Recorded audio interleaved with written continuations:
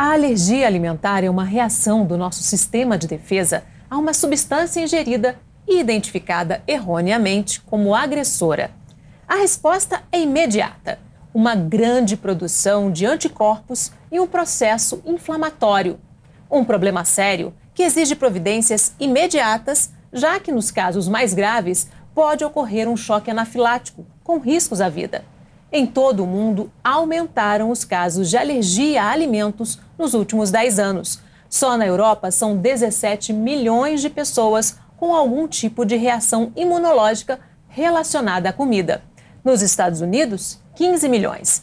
No Brasil, 6% das crianças e 3% dos adultos também têm o problema: alergias alimentares. Esse é o tema em questão no programa de hoje. Nossos convidados são o médico Daniel Falcone, especializado em nutrologia e diretor do Hospital de Ensino Alcides Carneiro, e a nutricionista Natália Ferreira de Almeida, professora da FMPFASE. Muito bem-vindos, obrigada pela participação. Muito obrigado, prazer estar aqui. Prazer. Vamos começar então com uma dúvida muito comum das pessoas, né? A diferença entre alergia e intolerância.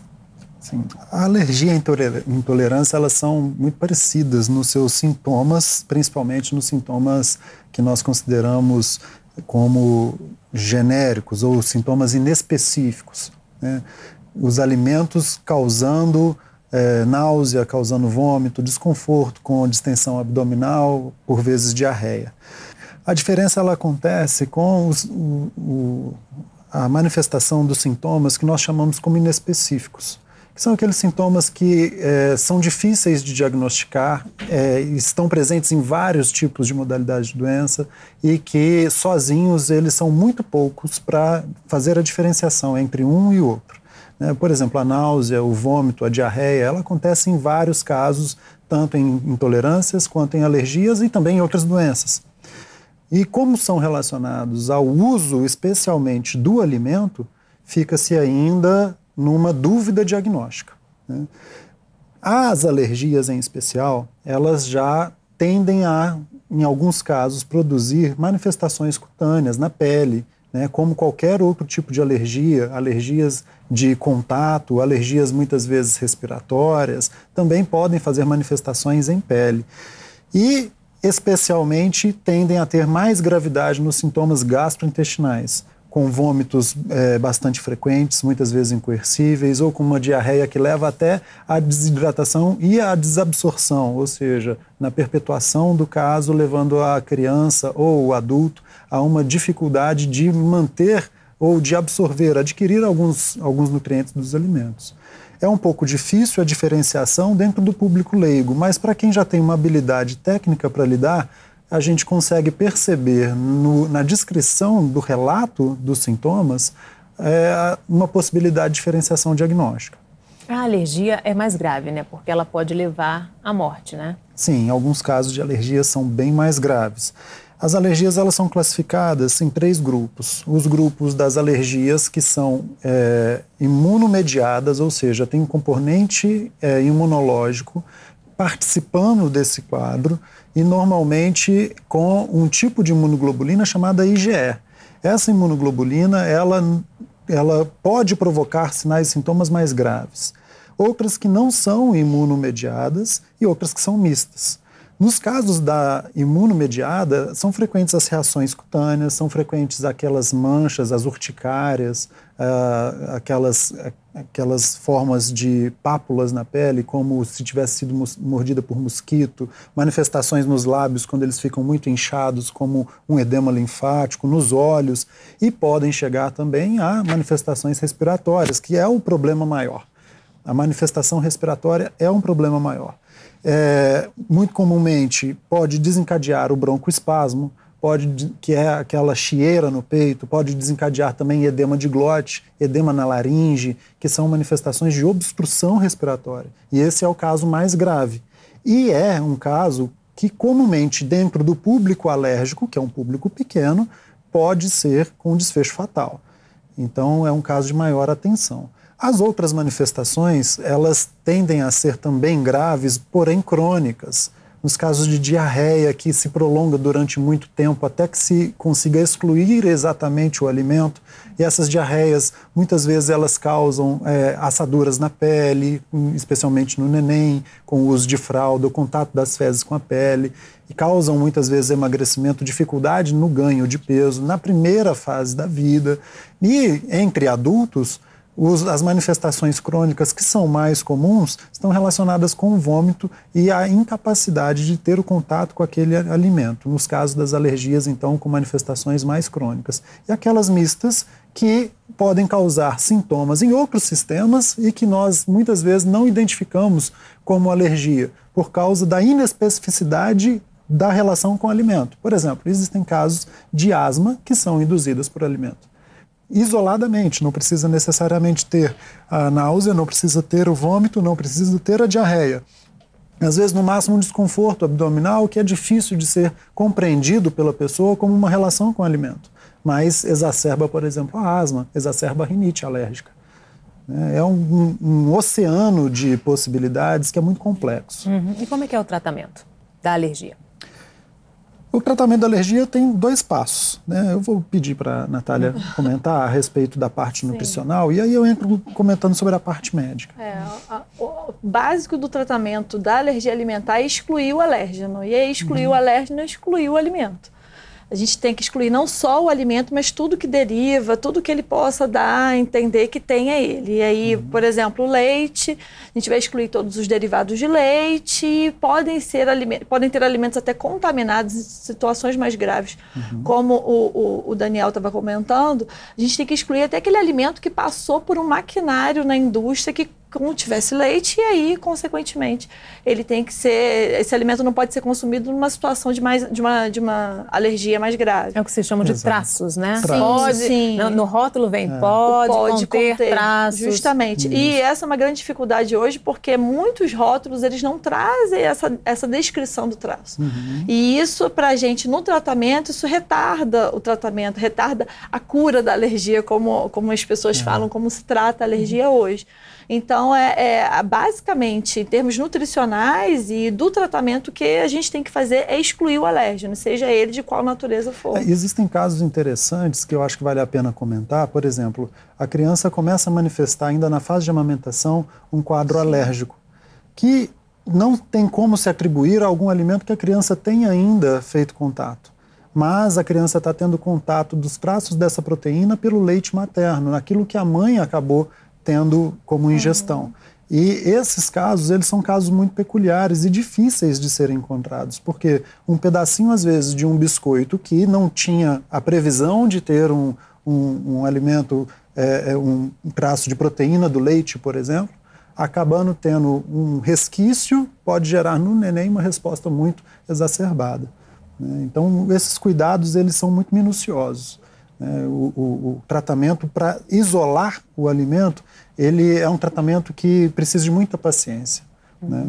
Como é que é feita essa dieta da exclusão? A gente... É uma orientação difícil, eu costumo dizer que são consultas assim, bem demoradas, a gente tem que partir de dentro da casa da pessoa. E às vezes é mudar tudo mesmo, você tem que mudar... uma cozinha por inteiro, você tem que mudar os utensílios que estavam sendo utilizados anteriormente para situações principalmente mais graves, onde o traço ele é muito importante. E aí você troca-se batedeira, até tem situações de geladeira, tem gente que faz obra em casa por questões assim tão inespecíficas, porque tudo causa alergia. E para uma criança é muito difícil, a gente vê hoje a alergia aparecer em bebês muito precocemente, 1 mês ou até menos que isso. E aí você ficar sem saber o que é. E aí ter que isolar essa mãe de tudo que possa ser, do alimento, do principal alérgeno, e ter que fazer essa reintrodução, esse teste depois, posteriormente. Mas é basicamente isso, a gente elimina e aí nessa condução a gente vai orientando essa mãe ou então essa criança ou até esse adulto, porque hoje tem as situações também do adulto ter alergia, e aí a gente vai tirando aos poucos e vai retestando futuramente. A grande importância é retestar. porque essa dieta monótona em situações de alergia múltipla, principalmente para uma criança que está em crescimento, desenvolvimento, é um grande problema para o crescimento também. E aí a gente precisa ter uma condução com o nutricionista, junto com o alergista, junto com o pediatra, ou então com o médico que assiste esse criança ou então adulto, para que a gente tenha a melhor condução possível e não atrapalhe o estado nutricional também. Uhum. Além de excluir aquele alimento, existem outras formas de tratar a alergia? Comentando um pouquinho sobre a exclusão, porque é um ponto muito delicado e eu acho que quem está assistindo e tem interesse vai se identificar com essa questão. Quando a gente trabalha a questão de alimento com adultos, principalmente, é difícil a gente conseguir fazer exclusões porque a gente está mexendo em hábitos, né? E esses hábitos estão muito arraigados ali na pessoa. Então a pessoa compreende que ela tem, de repente, a alergia ao leite, que é um alimento muito comum na nossa culinária. Ela pensa no leite, mas ela muitas vezes esquece do queijo. Ela esquece que a broa levou um pouquinho de leite, que o biscoitinho que vai junto com o café tem o leite. O bolo. Exato, porque nós mineiros, né, eu sou mineiro, a gente é acostumado a ter a broa. O bolo é mais quando a gente tem uma ocasião especial.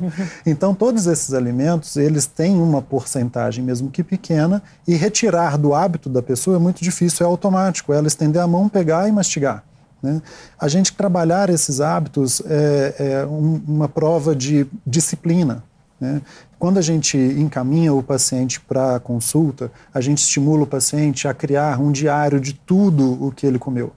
E escrever diário, para quem já é habituado a isso, já é difícil, né? E para uma pessoa que não tem esse hábito, ou que muitas vezes não tem nem a capacidade de escrever, é ainda mais.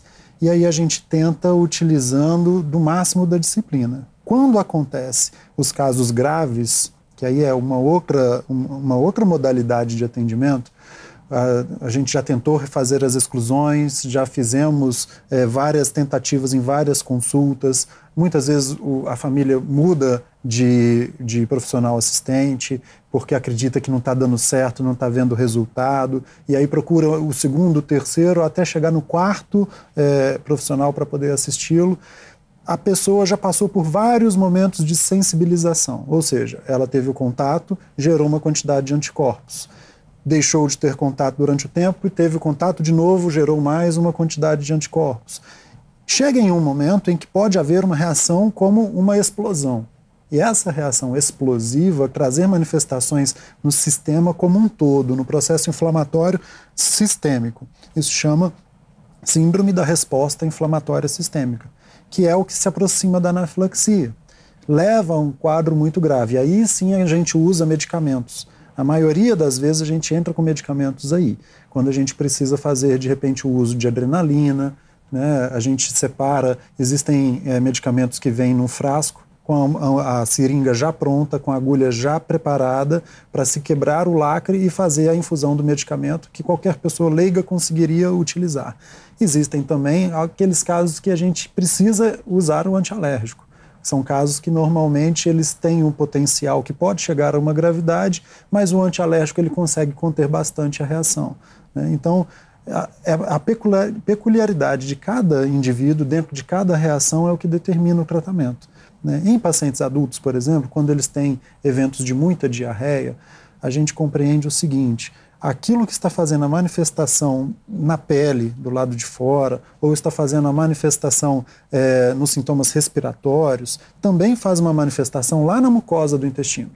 E essa mucosa inflamada, ela precisa de cuidados. Então, às vezes, a gente precisa utilizar a reposição de flora com bacterióides específicos. A gente precisa fortalecer ainda o crescimento do muco, sugerindo outras formas de alimento, né, retirando alguns tipos de alimento, mesmo que não sejam relacionados com alergia, para que o intestino dela tenha uma capacidade de recuperação, de produzir muco, de ter o equilíbrio da sua flora intestinal e a absorção se torne uma absorção mais justa para a sua condição clínica, né? A suplementação, algumas vezes, ela é necessária, utilizar alguns aminoácidos que podem ajudar nessa recomposição intestinal.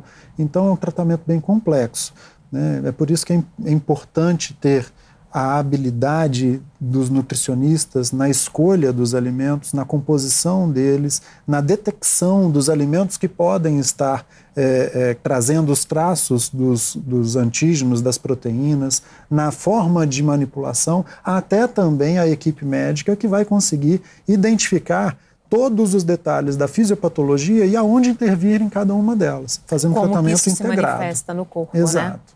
Né? Uhum.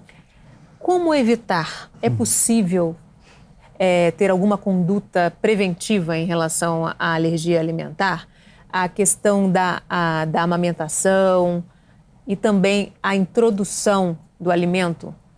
Muito se discute sobre prevenção, né? Acho que é o grande X. Será que a gente consegue prevenir a alergia alimentar?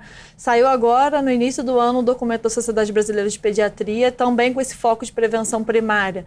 E aí, o que figura dentro da prevenção é o aleitamento materno. Se pensar em dieta da gestante, por exemplo, essa mulher, durante a gravidez, ela consumir alimentos que sejam potenciais alergênicos, se teria efeito, isso ainda não está claro. Os estudos com gestante, com criança, eles são muito restritos em termos de comitê de ética, e a gente não consegue traçar grandes consensos por conta disso. Mas, se faz uma dieta, o importante é sensibilizar. Essa que é o que se fala em alergia. Você sensibiliza durante a gravidez, você oferece os alimentos. Essa pessoa não tem que ter uma dieta restrita durante a gravidez, não deixar de consumir glúten, deixar de consumir o leite, porque acha que a criança possa ter alergia. Então, para a gestante, a gente não tem nada comprovado ainda, exceto para a situação de dermatite atópica. Não sei se o Daniel também, a gente acabou comentando também sobre probiótico, porque na dermatite atópica, e isso envolvendo também a alergia alimentar, porque é uma condição que acompanha as alergias do tipo mista, a gente pode fazer probiótico terapia na gestante com esse foco. Exato. E aí utilizar probióticos específicos, isso muito bem conduzido junto com a equipe médica, com o nutricionista, a gente consegue ver resultados. Então, né, para a gestante é isso. Agora, para a criança, a amamentação. Aí é assim... É o ponto-chave. É chave, porque o leite materno, ele tem imunoglobulina A, que vai ajudar no fortalecimento da barreira intestinal, vai ajudar na produção do muco, como o Daniel bem pontuou aqui. Ele também vai fortalecer o sistema imunológico dessa criança, para ele, sim, quando sensibilizado, ele conseguir ter uma resposta que não seja aquela resposta alérgica agressiva. Então, a gente... mas aí podem perguntar, né? De repente, o público tá se questionando, poxa, mas eu amamentei, meu filho é alérgico. Isso tem um componente genético também.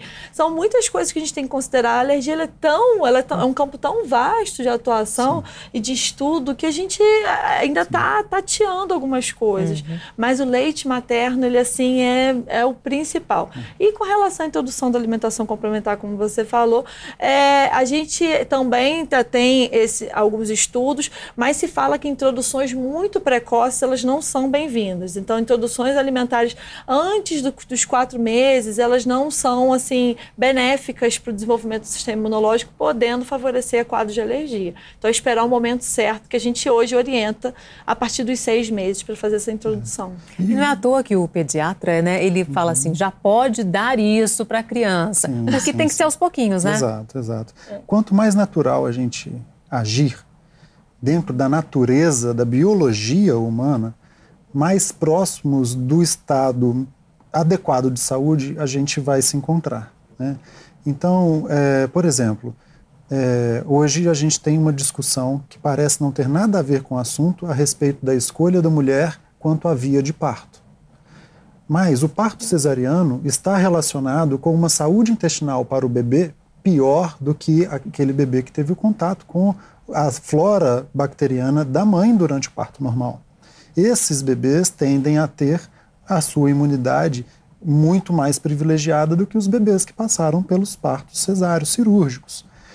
Da mesma maneira, o uso e o contato de alimentos industrializados com várias formas de corantes, com várias formas de acidulantes, conservantes, podem também induzir na nossa saúde um estado pró-inflamatório. O excesso de açúcares, de carboidratos simples, que são aqueles de absorção rápida, colocam o nosso organismo todo num estado inflamatório. Nosso organismo tem a capacidade de gerar o potencial de mediadores inflamatórios e o potencial de mediadores que são resolutivos. esse balanço ele pode interferir na capacidade imunológica em favorecer a instalação de uma resposta muito intensa, de uma resposta imunológica exagerada.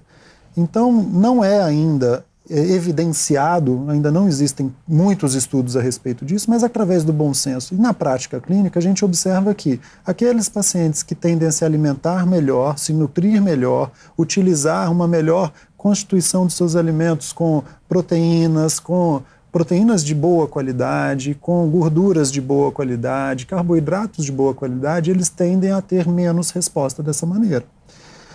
Isso entra uma outra modalidade ainda científica, chamada epigenética. O que quer dizer? A nossa capacidade alimentar, ela pode despertar ou ela pode fazer adormecer genes. E esses genes estariam relacionados com doenças que poderiam ser manifestas no nosso organismo. E então, quanto mais natural for a nossa alimentação e mais saudável, tendemos a ter genes de doenças menos expressos. E isso colocaria a nossa imunidade um pouco mais favorecida em relação a alergias. Mas claro que existirão casos em que, mesmo com todas essas medidas, o paciente ainda vai ter uma resposta alérgica e pode ser uma resposta até muito ruim, exacerbada, muito destrutiva para o organismo. A criança, na sua fase de maturação intestinal, especialmente ali perto do 3º mês, é muito comum os pais procurarem o antigo funchicória. Uhum. O que tinha no funchicória que fazia a criança parar de chorar? Não era só a erva. Antigamente tinha o açúcar. Então ficava docinho na boca da criança. E a criança ali, ela acalmava mais com a funchicória do que com o seio materno. E às vezes preferia mamar a funchicória na chupeta e rejeitava o seio porque não aceitava um bico que não houvesse o gostinho doce. Então essas coisas, mesmo que pequenas, elas interferem muito, né? Quanto mais saudável for a saúde da mãe ao longo da gestação, certamente ela vai transferir saúde através do leite materno para a criança. Mas existirão aqueles casos em que a amamentação vai ser muito difícil. Então começa-se a suplementação, oferece-se o leite artificial. É uma ótima providência. É aquilo que se precisa para aquele momento. Graças a Deus pela providência daquilo. Mas esses casos tendem a estar mais relacionados no futuro com outras doenças crônicas pró-inflamatórias. Isso é muito importante a gente ter a compreensão. E o esforço para a amamentação conta muito para a eficácia da amamentação. Então a gente sempre orienta bastante as mães, embora o bico do seio venha a rachar, embora tenha muitas vezes dor, tenha infecções até de fungo no bico do seio porque fica muito molhado, é sofrido para a mãe. A gente precisa incentivar e precisa ser persistente no hábito do aleitamento. E a introdução? A introdução dos alimentos, existe uma regra dentro da nutrologia pediátrica, que é a regra dos 1000 dias. Aquilo que é introduzido no alimento na primeira fase da vida, dentro dos primeiros 1000 dias, tendem a se tornar alimentos preferidos nas outras fases. Então, essa introdução precoce dos legumes, precoce eu digo, a introdução no momento propício para isso, dos legumes, de várias cores diferentes, com aspectos diferentes, deixando a criança se alimentar de uma forma segura, em que ela tenha o contato com o alimento, mesmo que ela faça toda a bagunça que uma criança de 6 meses vai fazer, de 7 meses vai fazer, esse contato e essa vivência com o alimento vai despertar nela o hábito do consumo do alimento saudável. Mas esse hábito ele compete com o hábito do leitinho, com o doce, que é facilmente aceitável e a criança se sacia rápido e cai num sono, né? E aí dá um pouquinho de descanso para os pais, porque essa fase é uma fase cansativa. Essa competição de hábitos ela é muito importante, interfere diretamente lá na frente no organismo da criança. Normalmente, vocês indicam que seja introduzido um alimento por vez, né? Sim, a introdução, não, como eu falei, né, não tem uma regra, a gente não tem uma forma certa para todas as crianças. Cada criança até traz uma necessidade, uma vivência, uma experiência que a gente faz orientações até diferentes. Mas geralmente é um alimento novo por vez, eu oriento sempre pela manhã, e a gente procura falar isso também com os alunos, sempre fazer essa orientação pela manhã de um alimento novo, para que se observe sintomas ao longo do dia, principalmente para aquelas crianças que têm um potencial alergênico maior, uma família com história de alergia. E aí a gente vai somando aquele alimento que foi testado ao outro que já foi testado, e aí a gente vai compondo a alimentação dessa criança dessa forma. Então é um período, como o Daniel falou assim brilhantemente, 1000 dias é o período que a gente tem de apresentação, é o período de que essa criança conheça o máximo possível de alimentos diferentes, para que a gente consiga também excluir aquilo que potencialmente é alérgico, que possa ser potencialmente alérgico para ela, e também estimular os melhores hábitos de vida. Então é dessa forma que a gente vai trabalhando, mas é muito particular também, junto à família, para que a gente conduza da melhor forma possível. Ok, e você também pode acompanhar a Fase TV na internet, quando e onde você estiver. O endereço está aí na sua tela, youtube.com/FMPFase. Faça sua inscrição e receba os alertas dos novos episódios. Vamos fazer um rápido intervalo. No próximo bloco, a gente continua falando sobre as alergias alimentares. O Em Questão volta em instantes. Até já!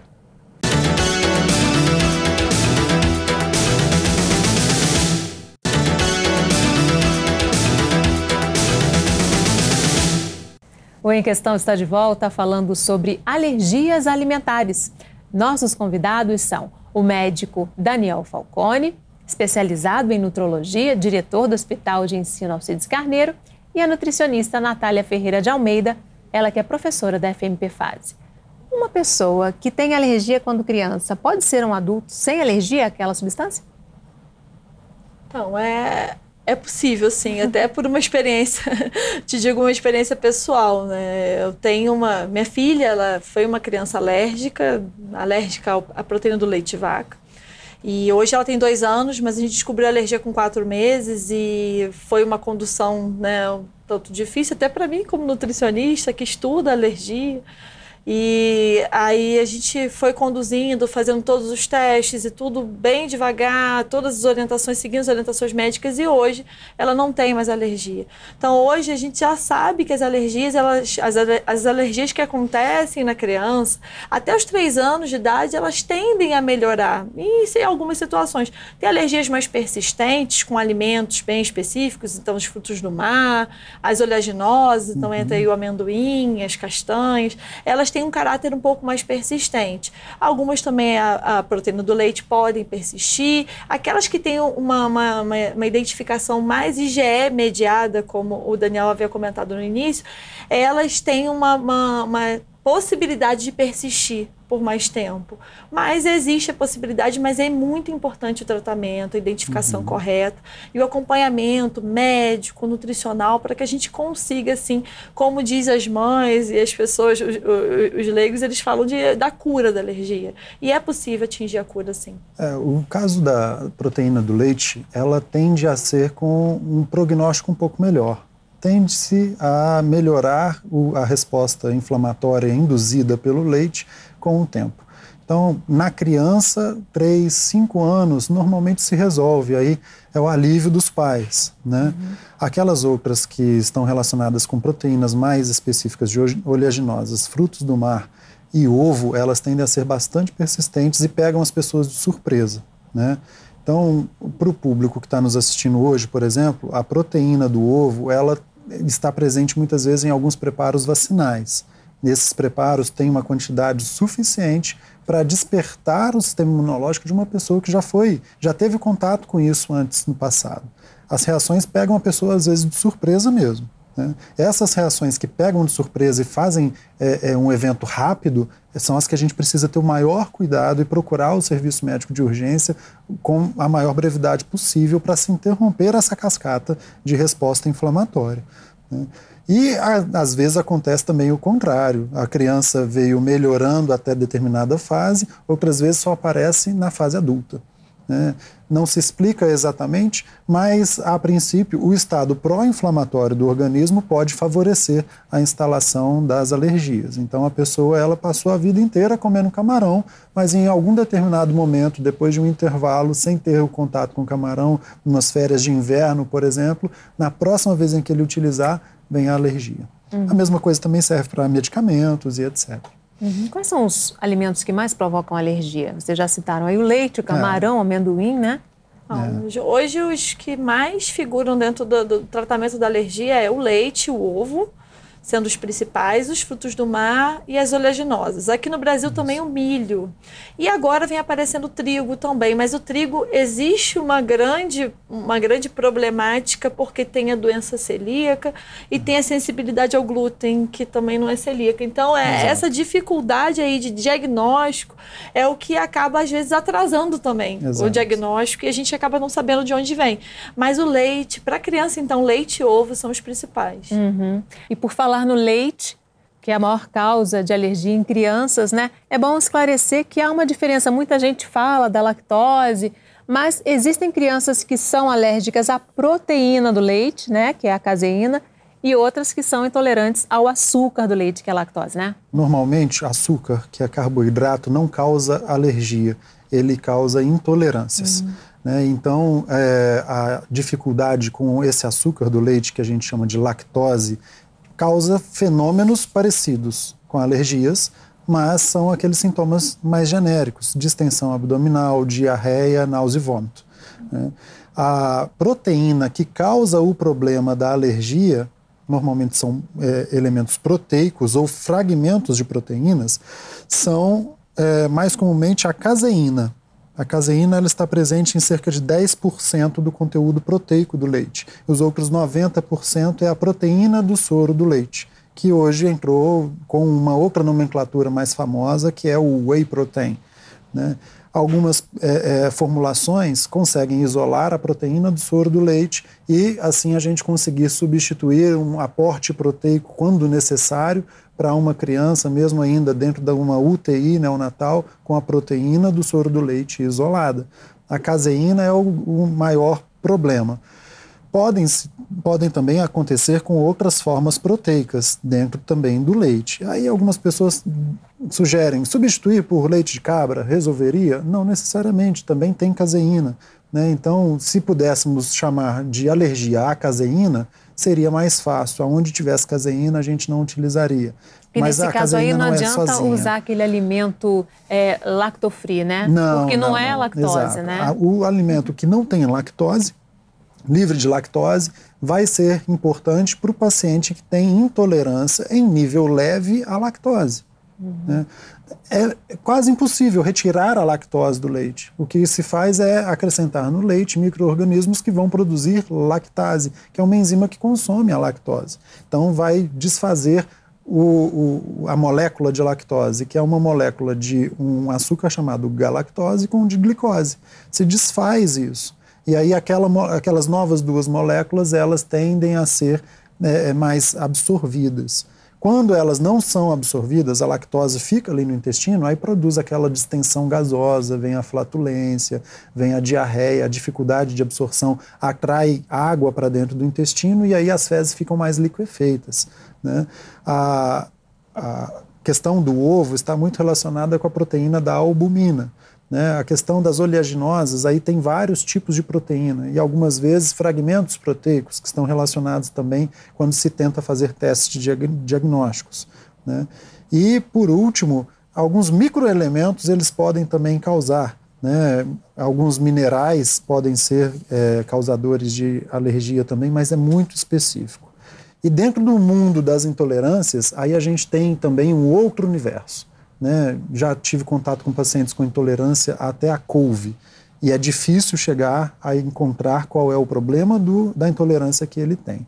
Mas a intolerância, mais facilmente a gente retira o alimento com mais facilidade e a gente nota a melhora. Né? A alergia já é diferente.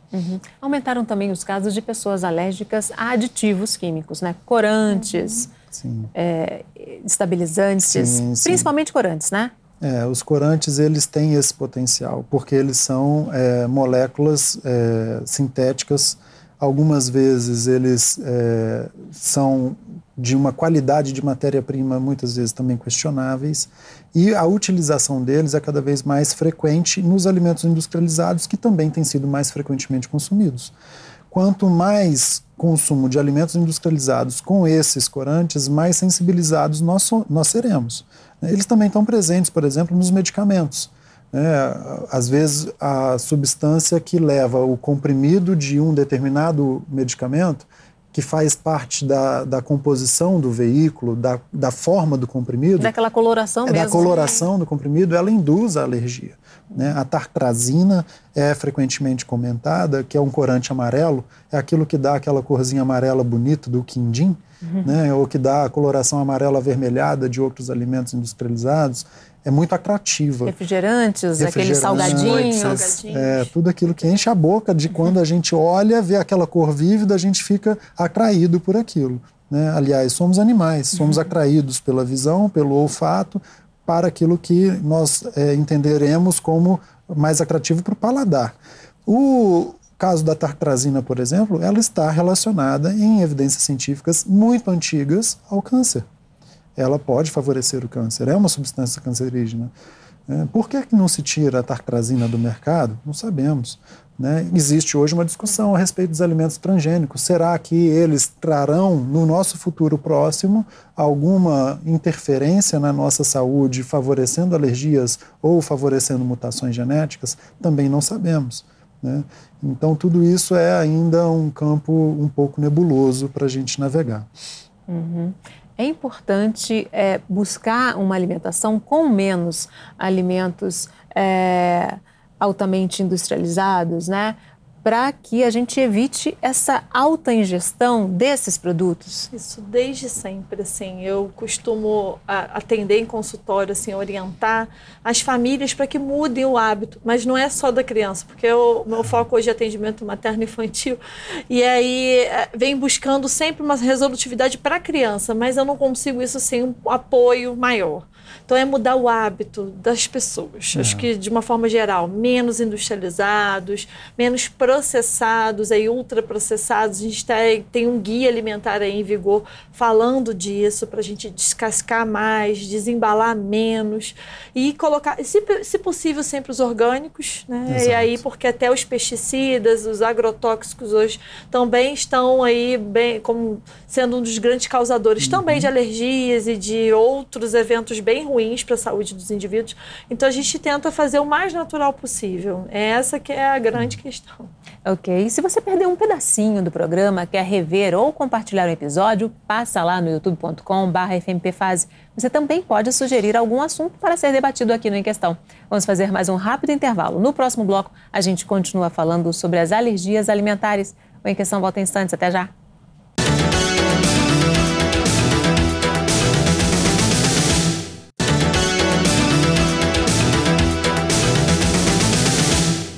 O Em Questão está de volta falando sobre alergias alimentares. Nossos convidados são o médico Daniel Falcone, especializado em nutrologia e diretor do Hospital de Ensino Alcides Carneiro, e a nutricionista Natália Ferreira de Almeida, ela que é professora da FMP-Fase.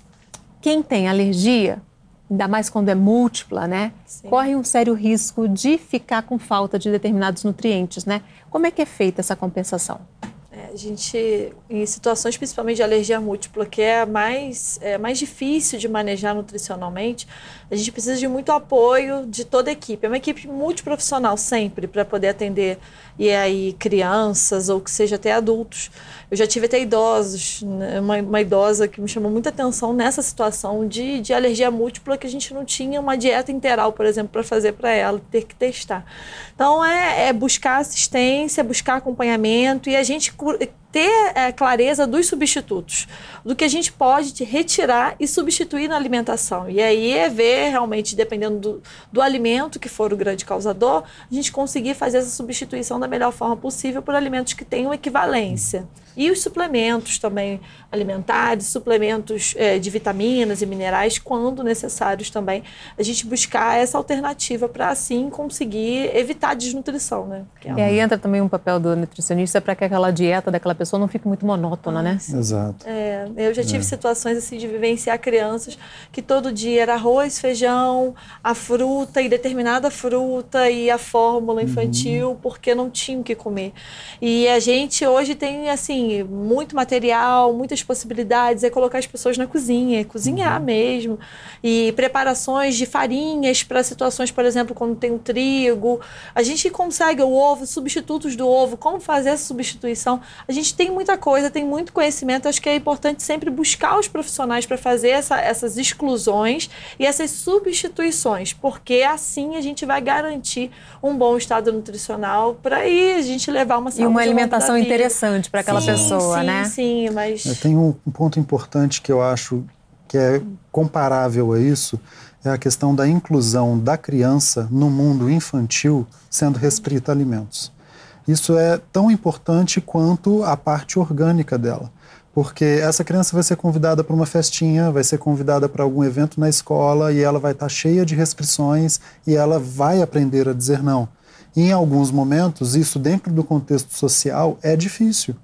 E poucas são as vezes em que essa criança é considerada dentro da sua turminha ou dos eventos sociais que ela participa e é preparado algo específico para ela, né? E fazer com que essa criança se veja como uma criança normal dentro dessa restrição é um desafio para a família que lida com o problema dentro de casa e para a família que recebe a outra família que lida com esse problema, né? Então vale a nossa conscientização como pais, dentro de um contexto de relacionamentos, de amizades dos nossos filhos, procurar trazer essa inclusão. Isso é muito importante. Se nós nos imaginarmos fazendo dieta, com restrições, nós já sofremos, né? O que vai ser da criança que lida com isso? Vai ser também sofrido, né? Eles aprenderão a viver com isso, né? Mas existe essa dificuldade, essa preocupação, ela é pertinente. Doutor, por que pessoas passam a vida inteira sem ter nenhum tipo de alergia e outras acabam desenvolvendo ou desenvolvem desde cedo? Isso é uma peculiaridade de cada organismo, né? É muito imprevisível isso. A gente ainda pode até favorecer alguns organismos com a utilização de vacinas para que elas tenham capacidade de resposta imunológica mais adequada, mas mesmo assim trata-se da genética do indivíduo e da exposição ao ambiente da forma em que ele se encontra, né? E cada um tem a sua peculiaridade, a sua cultura, o seu hábito alimentar, então isso é imprevisível.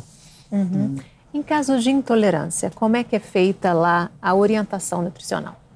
Também a intolerância passa pela exclusão do alimento, daquilo que é o causador da intolerância. E aí, como a gente apontou aqui, que na situação, por exemplo, da intolerância à lactose, a gente hoje tem artifícios farmacológicos e até dentro da alimentação, a gente pode fazer substituições, e aí lançar a mão dos alimentos que são lac-free, que são isentos de lactose, e também situações que a gente tem que usar a enzima também como um componente ali daquele dia a dia alimentar do indivíduo, para que ele não sofra com essa exclusão também, porque como muito bem o Daniel apontou, é muito problemático para o indivíduo, ele estar numa festa, ele não poder consumir aquele monte de coisas ali que contém o leite, que contém o queijo, porque ele vai distender, porque ele vai ter diarreia. Então é algo que hoje a gente promove quando faz quando faz as trocas alimentares e pensa nesse ambiente do indivíduo para que a gente consiga incluí-lo da melhor forma possível. E é sempre assim, a gente lida com a alergia e intolerância excluindo o que é o causador e fazendo as trocas mais pertinentes. E alguns adultos, eles ainda procuram, né, o serviço médico e eles falam, e eles confessam, doutor, não teve jeito, eu tive que usar. Eu preferi passar mal e usar do que ficar excluído ou deixar de participar da confraternização da empresa ou da festa de aniversário. E aí a gente compreende isso. Eles, algumas vezes, já chegam com um risinho entre os dentes e falam, eu aprontei, eu fui meio sem vergonha, eu sei, confesso. Né? A gente compreende isso, isso faz parte do lidar com a doença.